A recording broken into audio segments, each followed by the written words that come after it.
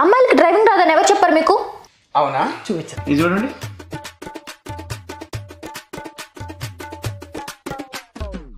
ఆ అమ్మాయి పాపం డ్రైవింగ్ నేర్చుకుంటుంటే ఆ పిల్లలు అడ్డుగా వచ్చారు. పిల్లలు స్కూల్కి వెళ్ళకుండా గ్రౌండ్లో ఏం చేస్తున్నారు? ఆ సెకండ్ కూడా చూపించు బాబు. ఇది చూడండి. రోడ్డు స్ట్రైట్గా లేకుండా క్రాస్కి ఎందుకుంది?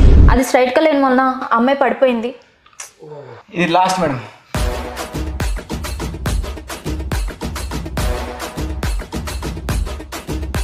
అమ్మాయి రూల్స్ బాగానే పాటించింది కదా, ఆ క్యాన్వా అయినా అంత ఫాస్ట్గా ఎందుకు వచ్చాడు?